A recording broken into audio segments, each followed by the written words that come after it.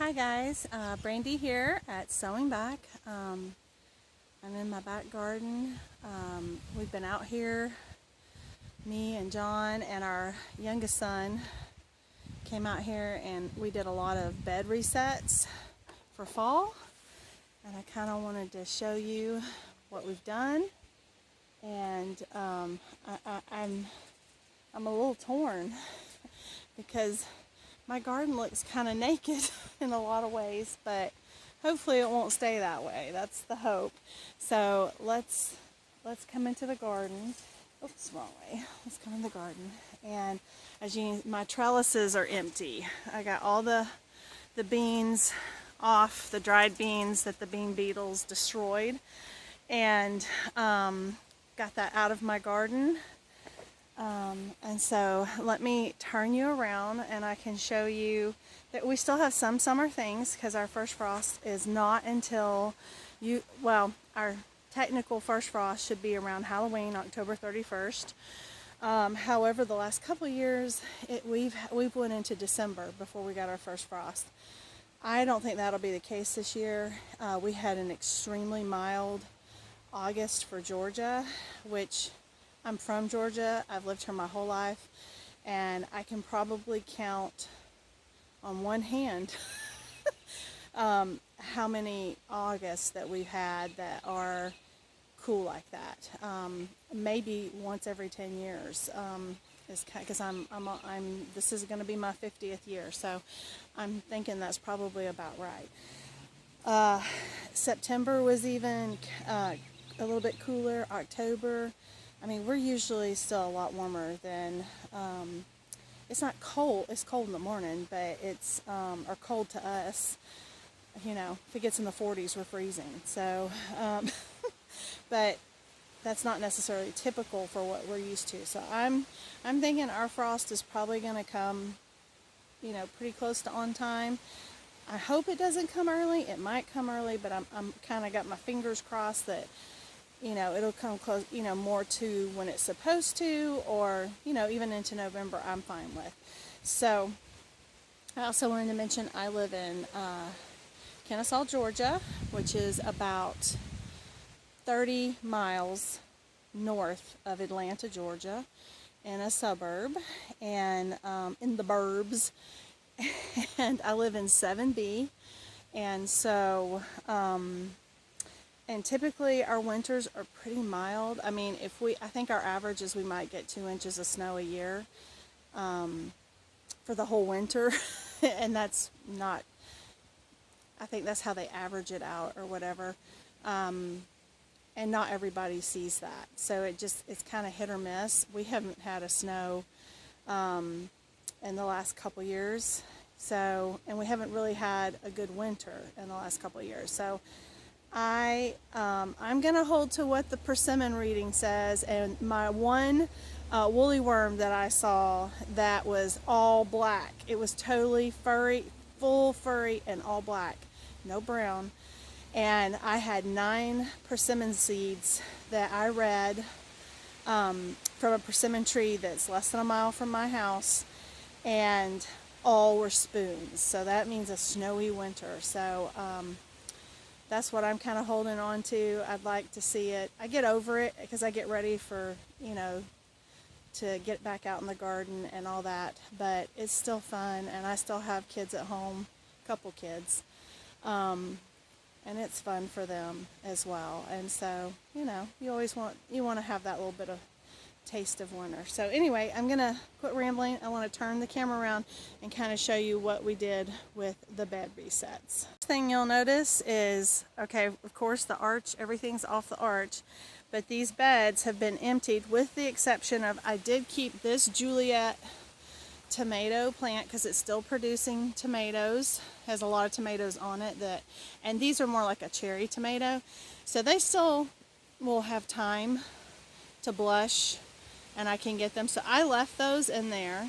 But in each of these beds, on the trellis, I planted peas to grow up. They should trellis up, and they're supposed to be, if they get going, they should be okay for, you know, not a heavy, you know, just for a light frost. And so I'm hoping we might get some peas. We'll see. It was an experiment. In the back of the row, in the back of the beds of both beds, I did some candy onions from seed. I just direct sowed those. I'm hoping I might get some onion greens in the spring from them. I don't know. We'll see. It may do nothing, but I had the seeds and I wanted to try. And then in this bed, I put about 3 rows of romaine lettuce, and then I did a row of beets, and I did a row of radishes, and I direct sowed those. And this is a perfect time to direct sow your radish. Beets will do as well as also, and I'm hoping that the lettuce will do well, because I tried starting some already, and this variety and the other variety, it had been too warm to germinate. So I think this is about the right temperature, and I'm hoping that I'll get a couple rows there of the romaine. And then on this side, the difference I did was the butter crunch. So I have peas going up the trellis, I have the onions in the back. I did 3 rows of butter crunch lettuce, 1 of beets, I think 1 of beets and 1 of radishes. So we'll see. And then in this bed over here, this is where I planted all of my parsley and cilantro. I still have 1 tomato plant here. It's still going, so we'll let it go. And then these were carrots I had sown that came up. So, and I just fertilized these as well, because they could use some food. And so we did that. We left this bed, so I cleaned the trellis on this one. Sorry. And we left, these are our Cherokee purples and our mortgage lifters, and they're still producing, and we still have a lot of tomatoes on there. I can't believe that these plants are not absolutely disease ridden. It's just been that kind of a season here for us. It's not a typical, usually these would be toast by August because of fungus and stuff like that. These have done fantastic. And so I definitely think that there's something to consider about companion planting beans, like trellising beans with your tomatoes. They were a great companion. I also had snuck watermelons in there. That was not smart. But the other two, a definite one, because these have been the healthiest. These 2 beds that had the beans with them have been the healthiest tomatoes that I did. And then this was a bed reset today. This one we took everything out except for my comfrey. My comfrey's there. I did a snapdragon, because they can winter over. These were some of my Love is Love farm. So I put those on the ends because the trellis doesn't go that far over, and I thought that would be really pretty next spring and summer. On the back, I did a sugar snap pea, and my son planted those. And then half of this half is turnips, that half is rutabaga, and then we did a row, other than the comfrey here, of carrots. So I just watered this in really well, and I'll keep it very moist until stuff starts germinating.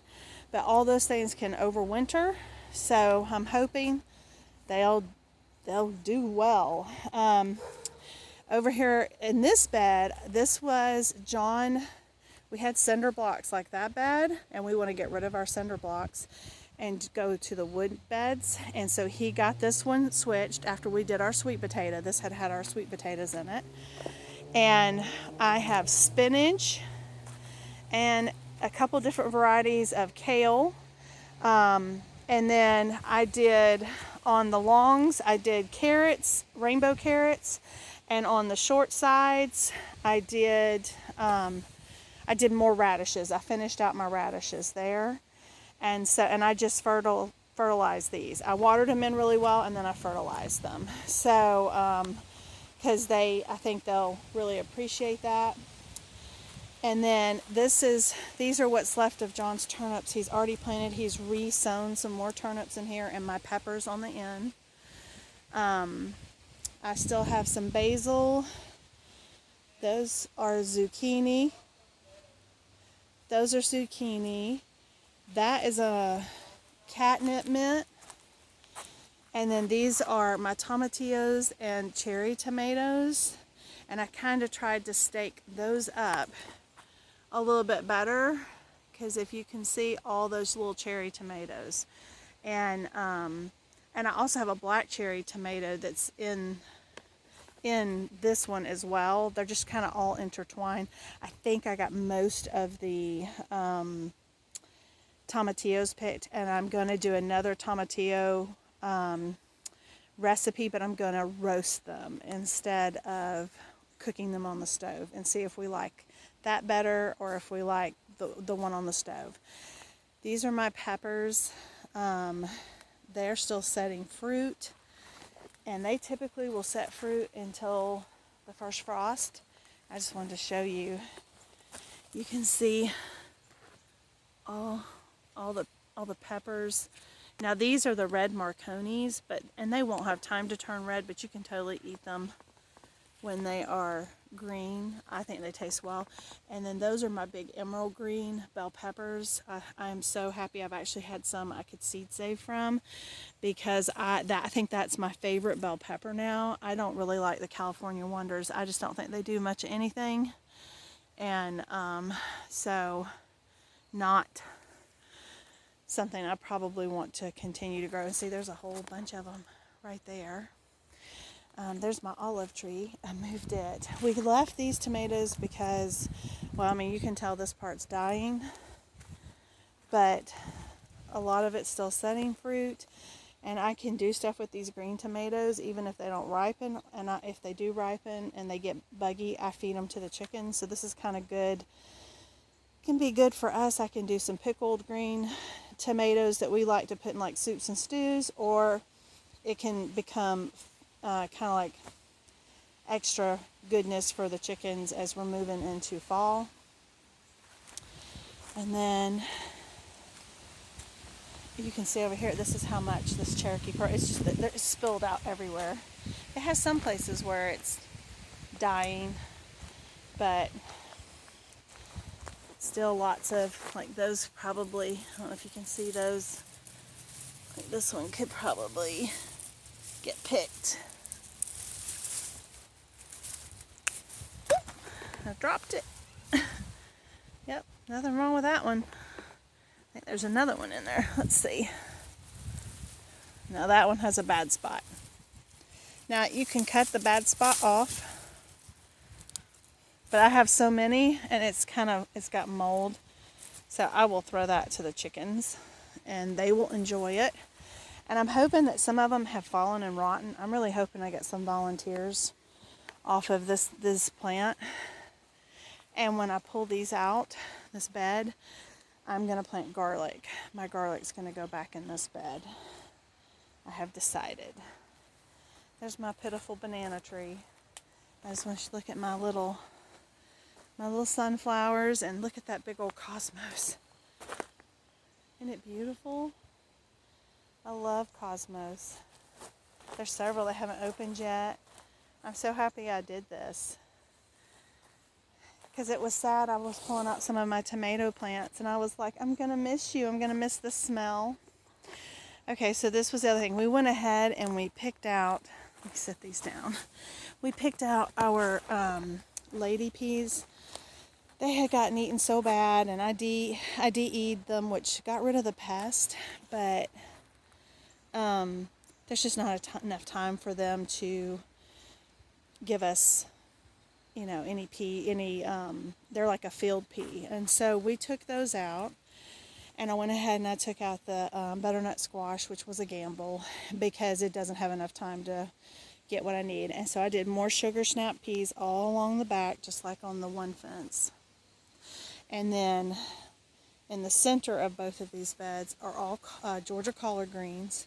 And then on the front, we have some carrots, and I just reseeded again with more carrots. And I did leave my couple of sunflowers. I'm hoping they'll have enough time. They're a dwarf variety, so they were only like a 50-day. So I think that they should have enough time to blossom before unless we get an early frost. And so, so this is a lot of collard greens. I hope they take. And then over here, and in my round bed, this is going to be a carrot bed. I did I think it's Danvers. Danvers? I think it's Danvers. I can't remember, but I think that's what it was. That's all I planted in there. And so it's nice and deep. So I'm hoping I'll get some larger carrots in there, and that's some really good soil. And then I wanted to show you my 4 beds. So John had a video of how he did the hoops, and I actually had tulle on, and then with the hurricane that was coming in, we've had a lot of wind. Like, it's all gone now, but we've had a lot of breeze and wind the last, I don't know, 4 or 5 days, and it was just below. So I didn't know what was going to happen. It was a nothing burger for us, but so I took the tulle off. But I have tulle I can put over to keep bugs from, giving us damage. Honestly, if it stays cool like this, I don't know that I'm going to have a big problem with it right now, but I could in the spring. So this bed right here is my cabbage bed. I do have a couple rutabagas that I had started, but these are all cabbages. Those are my 2 Love is Love Farm cabbages, and those were, I think those are the bok choy, and then I think the others are Stonehead, I can't remember. And then this one is all these are my Brussels sprouts, and they actually are looking pretty good. I have high hopes. Maybe we'll finally get some Brussels sprouts. I had some coming last year, and the dog got in my garden and ate them. This bed is my broccoli and cauliflower bed. And again, I feel like these are looking pretty good. So I'm hoping that we will get that. We'll get some of that. And then this bed is it's kind of a hodgepodge. So I have some spinach that looks pretty pitiful, and then some kale that looks okay in the back. This is the salad mix from In My Gardener. The 2 in the front are from Love is Love Farm, and I forgot. This one is Little Jim lettuces. So then in the back I have some collard greens, but this were like Morris Ferry or something like that collard greens. They're not the Georgia collard greens. And then I also have my Swiss chard, and I'm trying to think if there was something else I put in here. I think that was it. And then this little one over here, I kept my tomato. I staked it up on the fence, and I still have a couple of jalapenos. I don't know if they'll have enough time or not. And then so this is kind of the back garden now. I did harvest the rest of our sweet potatoes, and I have them in the greenhouse curing. I got another basket off of the grow bags. They were not as great as in the raised bed, and they also were planted a little later, but I just went ahead. I need to have enough time for them to cure, so that's why I went ahead. And so I feel like in a lot of ways my garden looks really naked, and I don't really know how to feel about it. I'm excited. It was fun to be out here. I didn't film any of us out here because my son was helping us. He's 16, and he's not on YouTube, and which is fine. And so it was just time for us to be as a family. But I just kind of wanted to video it, so I had it, and I've said what everything was, so I can reference this as things hopefully will germinate and grow and provide us, hopefully, fall and winter food is definitely my hope. So, and it's getting dark. So the tip that I want to give you is don't forget to water. Depending on where you live, where we live, October is usually very dry for us, unless we do get like a hurricane or something like that. But it's typically one of the driest months. And your plants still need water, and they need food. You need to fertilize them. Like I said, these that are established, I went ahead and I fertilized tonight. During the summer, I switched what I was fertilizing with to AgriThrive. It's an organic fertilizer, and I can put a link in the description. And it's organic, and so they have two different kinds you can get. They have one for fruiting, which is more for your summer stuff that's going to set fruit, and then they have one for that's more like your leafy greens, your plants, you know, whether it's your house plants or garden plants, where you're trying to develop good roots and leaves and things like that, because that's what you're going to be eating, the actual vegetables. And I bought one of each, and I've been using the fruiting one for the summer, and so I started using the other one with my starts, my fall starts. I was feeding them, and I think that's why they held on for the, you know, other than the rat that ate part of them, but the ones that didn't get eaten, they had really good roots on them. We've got them planted, and they're looking okay. So I went ahead and I've fertilized them. And I will probably fertilize them about once a week right now while we're getting them going, and then I'll probably slow it down a little bit as it gets cooler, and as I decide, am I going to overwinter these, or am I going to go ahead and harvest them for a fall harvest. So I just want to remind you, a lot of people know in the summer, oh, I got to water my garden, it's hot. Well, your gardens need water when it's not hot if you're growing plants, and so just remember to do that. And it's also, if you have things that are in question, sometimes you can use water by watering things in really good. If you have like a quick frost, that if they're watered in really good, it keeps the soil warmer, and it will give you a little bit of protection. It doesn't always work that way, but maybe in these early frost it could help. So, but anyway, I appreciate you coming by. I'm running out of light and I need to go lock up my girls. And but I appreciate you coming by, checking out the channel. If you found value in our channel, we'd love a like, subscribe, or a share. It helps us grow our channel, and our channel is growing, and we appreciate you guys who have joined and those who are sharing and subscribing. And I just hope you have a blessed day, and we'll see you next time. Bye.